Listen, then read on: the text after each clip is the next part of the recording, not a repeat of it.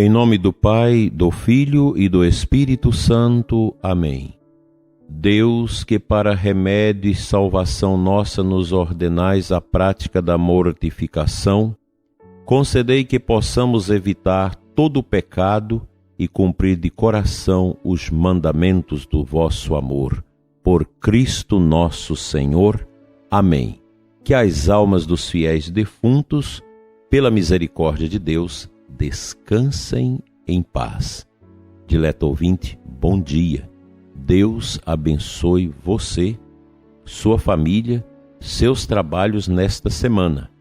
E vocês que já não trabalham, que são aposentados, muitos doentes e acamados, lembre-se, a sua missão nesta semana será rezar pela santidade da nossa igreja e do nosso povo. Eu quero te convidar a nos ajudar a aumentar os nossos participantes no nosso canal no YouTube, Dom Adair José Guimarães. Entre lá e se inscreva, ative o sino de comunicação para nos acompanhar também com este programa e outras atividades que fazemos ali pelo nosso canal. Peço desculpas a tantas pessoas que não consigo responder as mensagens. São muitas mensagens que a gente recebe, tanto nas mídias como no WhatsApp. Infelizmente, eu sempre tenho que lembrar isso aqui para as pessoas não ficarem chateadas com a gente. Vocês me perdoem porque, infelizmente, do ponto de vista humano, é impossível responder a todas as mensagens que chegam nas nossas mídias. Quero começar a nossa meditação maravilhosa nesta manhã, segundo as indicações de Santo Tomás, que nos apresenta o tema seguinte para esta segunda-feira: se foi conveniente que Cristo sofresse da parte dos gentios. E ele cita Mateus 20:19: entregá-lo-ão aos gentios para ser escarnecido, açoitado e crucificado. No modo mesmo da paixão de Cristo, lhe estava prefigurado o efeito. Assim, o primeiro efeito da morte de Cristo aproveitou aos judeus, muitos dos quais foram batizados na ocasião dessa morte, como se lê na Escritura.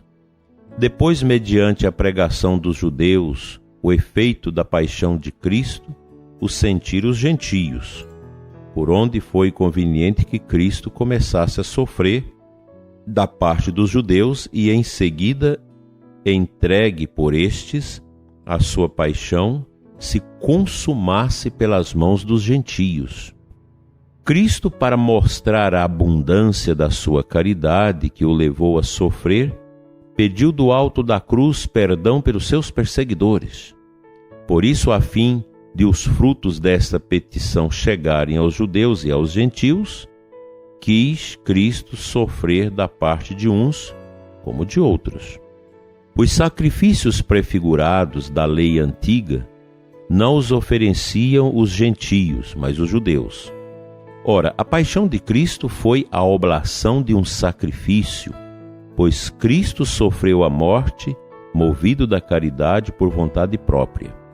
Mas o sofrimento que lhe infligiram os perseguidores não foi sacrifício, mas pecado gravíssimo.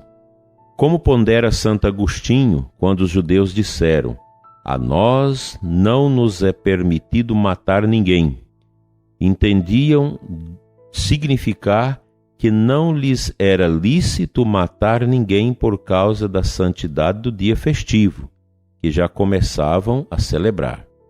Ou isso diziam, como ensina São João Crisóstomo, porque queriam matar a Jesus não como transgressor da lei, mas como inimigo público, por se ter feito rei, do que não lhes competia julgar.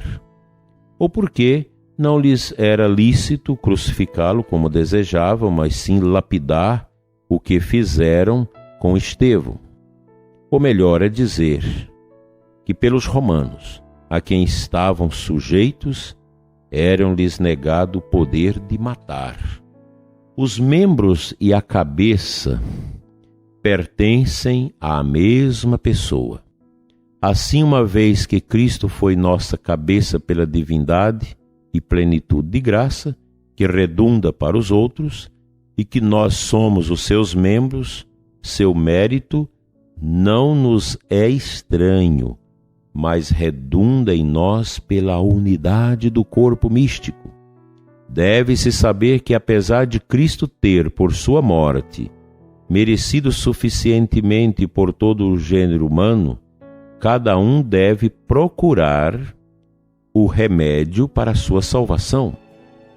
A morte do Cristo é como uma causa universal de salvação, como o pecado do primeiro homem foi como uma causa universal de danação.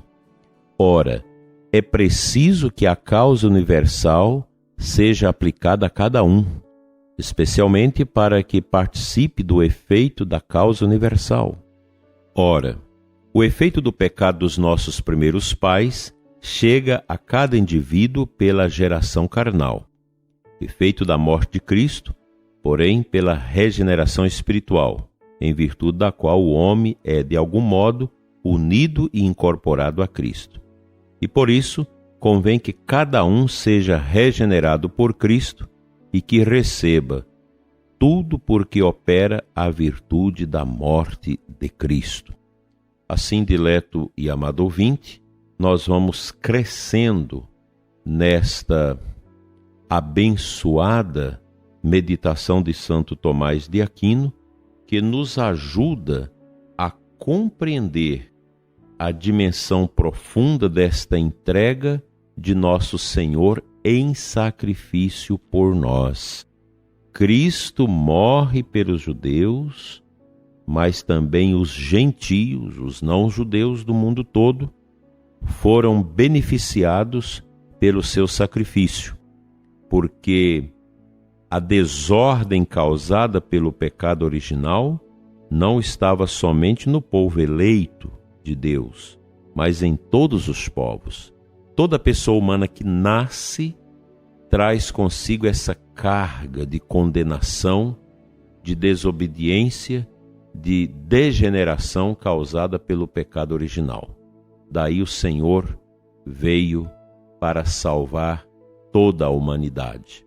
Ele veio para os judeus enquanto anúncio e pregação, mas veio para toda a humanidade, para os gentios, enquanto o efeito da sua paixão e do derramamento do seu sangue, que constituiu um ato vicário para toda a humanidade, para aqueles que já estavam mortos, para os que já haviam nascidos e por todos os que nasceriam depois da sua entrega total. Algo profundo que nós precisamos rezar mais para compreendê-lo.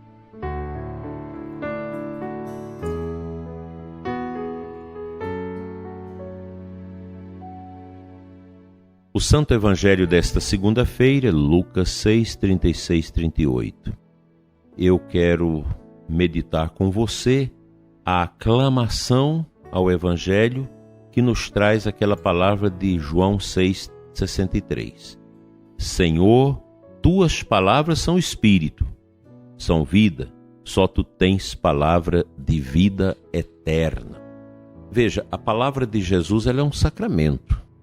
Ela é um sinal forte de Deus. E a palavra de Jesus, ela tem sabor de eternidade. Nossas palavras humanas, elas são humanas. Mesmo na evangelização, na pregação que nós realizamos para ajudar as pessoas a compreender e atualizar o mistério de Deus neste mundo, elas, mesmo carregadas de esperança, de fé, de amor, mas elas não são como as palavras de Cristo, palavras de vida eterna. A Sagrada Escritura tem esta especificidade de ser palavra de Deus na palavra dos homens.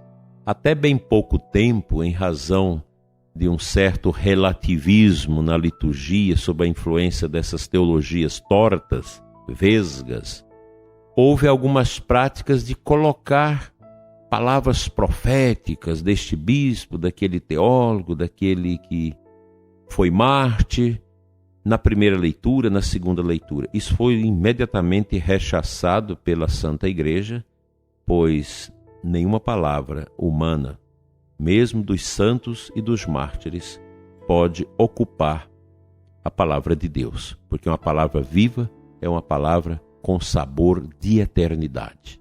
E a gente precisa acolher isso como católicos. Nós não podemos esquecer nunca desta realidade tão bela, tão profunda, tão urgente, que é escutar.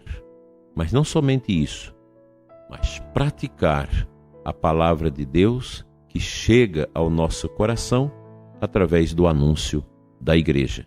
Sigamos ouvindo a voz de Cristo e rechaçando a voz do estranho que coloca dentro de nós: meditar sobre a paixão de Cristo é bobagem, isso é um teatro, isso não tem nada a ver.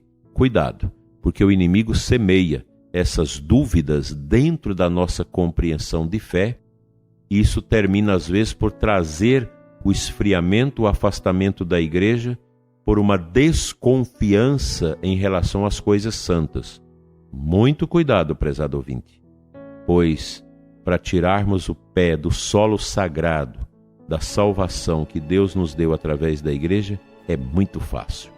Basta a gente ver os maus exemplos dessa ou daquela pessoa na Igreja para a gente fazer um julgamento errado, seguindo a vontade do demônio, escutando a sua voz parca, e a gente acaba por fugir da Igreja porque ouvimos uma palavra que não é a palavra de eternidade. Sigamos com Cristo, pois as suas boas ovelhas escutam a sua voz e se colocam em prontidão a segui-lo sempre. Amém.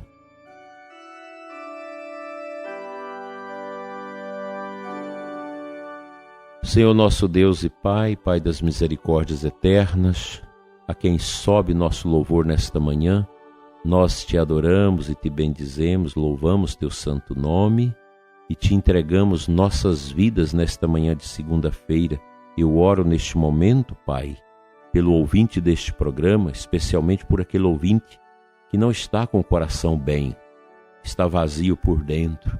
Dai-lhe, Senhor, a coragem de preparar-se para uma boa confissão e receber a graça do perdão, do beneplácito, da misericórdia e ter a sua vida contada entre os eleitos. Abençoa, Senhor, o ouvinte deste programa, especialmente quem passa por grandes desafios e dificuldades. Que a força do sacrifício de Jesus no Calvário lave com seu sangue nossos corações empesteados pelas coisas ruins deste mundo. Assim seja.